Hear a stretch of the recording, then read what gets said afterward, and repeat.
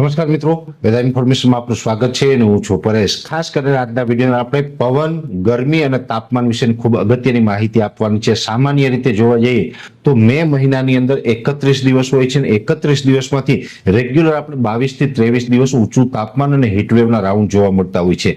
આ વર્ષે આપણે માવઠું, પ્રી મોન્સૂન એક્ટિવિટી વગેરે જે હવામાનમાં પલટા આવ્યા છે, જેને કારણે જે 22-23 દિવસ ઊંચું તાપમાન અને હીટવેવ જોવા મળવી જોઈએ એને જગ્યાએ માત્ર આપણે 11 થી 12 દિવસ સુધી જ આપણે ઊંચું તાપમાન નોંધાયું છે। એટલે તાપમાનની દ્રષ્ટિએ જોવા જઈએ તો આ વર્ષનો મે મહિનો છે ઘણો બધો વીક રહ્યો છે। ખાસ કરીને અત્યારની વાત કરવી જોઈએ તો હાલમાં એવરેજ તાપમાન છે એ 34 ડિગ્રીથી લઈ અને 37 ડિગ્રીની રેન્જમાં ગુજરાતના અલગ અલગ વિસ્તારોમાં ચાલી રહ્યું છે। સાથે પવનની ઝડપ છે એ અત્યારે 25 થી લઈને 30 કિલોમીટર પ્રતિ કલાકની ઝડપે પવન ફૂંકાઈ રહ્યા છે અને ગસ્ટિંગ છે એ 35 થી લઈને 40 કિલોમીટરની ઝડપે જોવા મળી રહ્યા છે। હવે જે અત્યારે આપણે પવન અને તાપમાન છે એમાં ઘણો બધો ડિફરન્સ છે। આ જે પવન અને તાપમાન છે એમાં હવે 2 તારીખથી એક મોટો બદલાવ આવવા જઈ રહ્યો છે।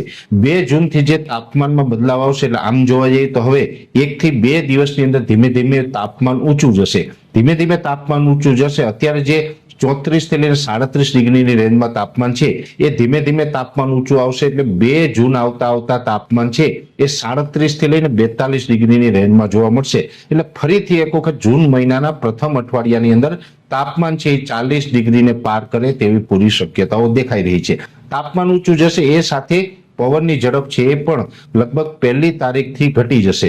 અત્યારે જે રીતે 25 થી લઈને 30 કિલોમીટર પ્રતિ કલાકની ઝડપે પવન ચાલી રહ્યા છે એ પવનની ઝડપ ઘટી અને 14 થી લઈને 18 કિલોમીટર પ્રતિ કલાકની ઝડપ થશે। એટલે પવનની ઝડપમાં પણ ઘટાડો થવાનો છે, તાપમાન ઊંચું જવાનું છે।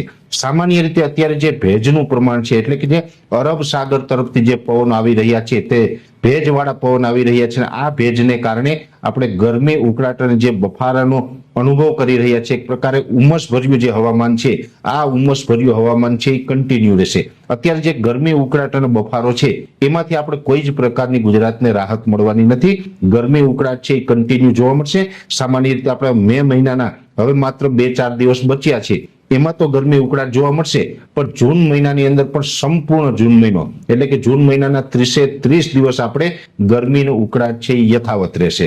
એટલે ગરમી, ઉકળાટમાંથી કોઈ રાહત મળવાની નથી। ચોક્કસથી પવનની ઝડપ છે એ ઝડપ ચોક્કસથી હવે આપણે 1-2 તારીખ આસપાસથી ઘટી જવાની છે। નોર્મલ પવનની સ્પીડ થઈ જવાની છે અને હવે આપણે થોડા દિવસની અંદર ફરીથી તાપમાન ઊંચું જશે ને એક પ્રકારે ઉનાળાનો અહેસાસ પણ થશે।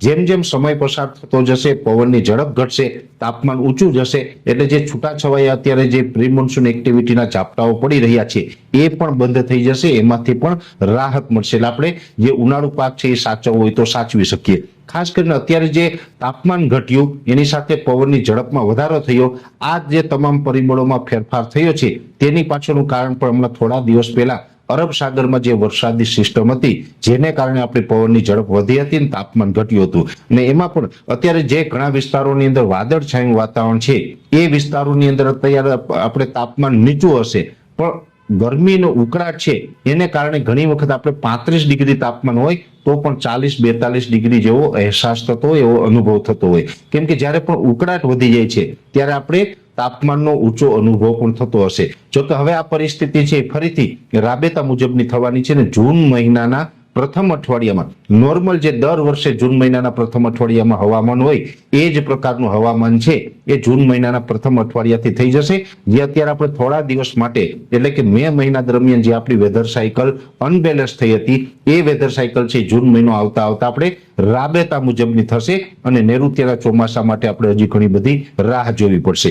વિશેષ માહિતી છે નેક્સ્ટ વિડીયોમાં આપવામાં આવશે। અત્યારે આ વિડીયોની અંદર એટલું જ। અંતમાં દરેક મિત્રોને વિનંતી રહેશે કે આપણી વિડીયોને લાઈક આપી અને દરેક ગ્રુપમાં શેર કરી દેવો અને ચેનલને સબસ્ક્રાઇબ કરવી। રજા આપશો। ધન્યવાદ। નમસ્કાર મિત્રો, વેધર ઇન્ફોર્મેશનમાં આપનું સ્વાગત છે અને હું છું પરેશ। ખાસ કરીને આજના વિડીયોમાં આપણે પવન, ગરમી અને તાપમાન વિશેની ખૂબ અગત્યની માહિતી આપવાની છે। સામાન્ય રીતે જોવા જઈએ તો મે મહિનાની અંદર 31 દિવસ હોય છે અને 31 દિવસમાંથી રેગ્યુલર આપણે 22 થી 23 દિવસ ઊંચું તાપમાન અને હીટવેવના રાઉન્ડ જોવા મળતા હોય છે। આ વર્ષે આપણે માવઠું, પ્રી મોન્સૂન એક્ટિવિટી વગેરે જે હવામાનમાં પલટા આવ્યા છે, જેને કારણે જે 22-23 દિવસ ઊંચું તાપમાન અને હીટવેવ જોવા મળવી જોઈએ એને જગ્યાએ માત્ર આપણે 11 થી 12 દિવસ સુધી જ આપણે ઊંચું તાપમાન નોંધાયું છે. એટલે તાપમાનની દ્રષ્ટિએ જોવા જઈએ તો આ વર્ષનો મે મહિનો છે ઘણો બધો વીક રહ્યો છે. ખાસ કરીને અત્યારની વાત કરવી જોઈએ તો હાલમાં એવરેજ તાપમાન છે એ 34 ડિગ્રીથી લઈ અને 37 ડિગ્રીની રેન્જમાં ગુજરાતના અલગ અલગ વિસ્તારોમાં ચાલી રહ્યું છે. સાથે પવનની ઝડપ છે એ અત્યારે 25 થી લઈને 30 કિલોમીટર પ્રતિ કલાકની ઝડપે પવન ફૂંકાઈ રહ્યા છે અને ગસ્ટિંગ છે એ 35 થી લઈને 40 કિલોમીટરની ઝડપે જોવા મળી રહ્યા છે. હવે જે અત્યારે આપણે પવન અને તાપમાન છે એમાં ઘણો બધો ડિફરન્સ છે. આ જે પવન અને તાપમાન છે એમાં હવે 2 તારીખથી એક મોટો બદલાવ આવવા જઈ રહ્યો છે. 2 જૂનથી જે તાપમાનમાં બદલાવ આવશે એટલે આમ જોવા જઈએ તો હવે 1 થી 2 દિવસની અંદર ધીમે ધીમે તાપમાન ઊંચું જશે. ધીમે ધીમે તાપમાન ઊંચું જશે. અત્યારે જે 34 થી લઈને 37 ડિગ્રીની રેન્જમાં તાપમાન છે એ ધીમે ધીમે તાપમાન ઊંચું આવશે. એટલે 2 જૂન આવતા તાપમાન છે એ 37 થી લઈને 42 ડિગ્રીની રેન્જમાં જોવા મળશે. એટલે ફરીથી એક વખત જૂન મહિનાના પ્રથમ અઠવાડિયાની અંદર તાપમાન છે એ 40 ડિગ્રીને પાર કરે તેવી પૂરી શક્યતાઓ દેખાઈ રહી છે. તાપમાન ઊંચું જશે એ સાથે પવનની ઝડપ છે એ પણ લગભગ 1 તારીખથી ઘટી જશે.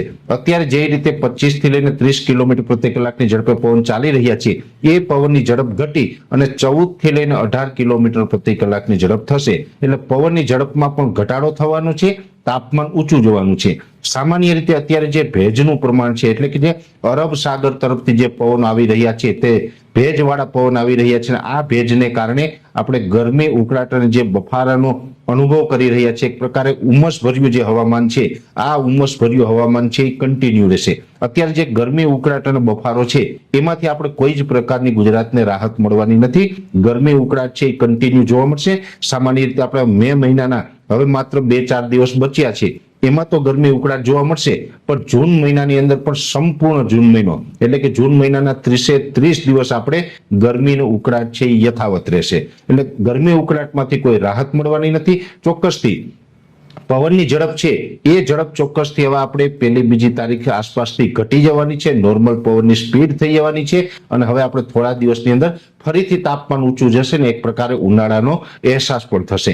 જેમ જેમ સમય પસાર થતો જશે, પવનની ઝડપ ઘટશે, તાપમાન ઊંચું જશે એટલે જે છૂટાછવાયા અત્યારે જે પ્રી મોન્સૂન એક્ટિવિટીના ઝાપટાઓ પડી રહ્યા છે એ પણ બંધ થઈ જશે. એમાંથી પણ રાહત મળશે. એટલે આપણે જે ઉનાળુ પાક છે એ સાચવવો હોય તો સાચવી શકીએ. ખાસ કરીને અત્યારે જે તાપમાન ઘટ્યું એની સાથે પવનની ઝડપમાં વધારો થયો, આ જે તમામ પરિબળોમાં ફેરફાર થયો છે તેની પાછળનું કારણ પણ હમણાં થોડા દિવસ પહેલા અરબ સાગરમાં જે વરસાદી સિસ્ટમ હતી જેને કારણે આપણી પવનની ઝડપ વધી હતી અને તાપમાન ઘટ્યું હતું. અને એમાં પણ અત્યારે જે ઘણા વિસ્તારોની અંદર વાદળછાયું વાતાવરણ છે એ વિસ્તારોની અંદર અત્યારે આપણે તાપમાન નીચું હશે પણ ગરમીનો ઉકળાટ છે એને કારણે ઘણી વખત આપણે 35 ડિગ્રી તાપમાન હોય તો પણ 40-42 ડિગ્રી જેવો અહેસાસ થતો હોય, એવો અનુભવ થતો હોય. કેમ કે જ્યારે પણ ઉકળાટ વધી જાય છે ત્યારે આપણે તાપમાનનો ઊંચો અનુભવ પણ થતો હશે. જો કે હવે આ પરિસ્થિતિ છે ફરીથી રાબેતા મુજબની થવાની છે ને જૂન મહિનાના પ્રથમ અઠવાડિયામાં નોર્મલ જે દર વર્ષે જૂન મહિનાના પ્રથમ અઠવાડિયામાં હવામાન હોય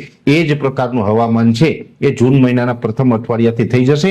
જે અત્યારે આપણે થોડા દિવસ માટે એટલે કે મે મહિના દરમિયાન જે આપણી વેધર સાયકલ અનબેલેન્સ થઈ હતી એ વેધર સાયકલ છે જૂન મહિનો આવતા આપણે રાબેતા મુજબની થશે અને નૈઋત્યના ચોમાસા માટે આપણે હજી ઘણી બધી રાહ જોવી પડશે.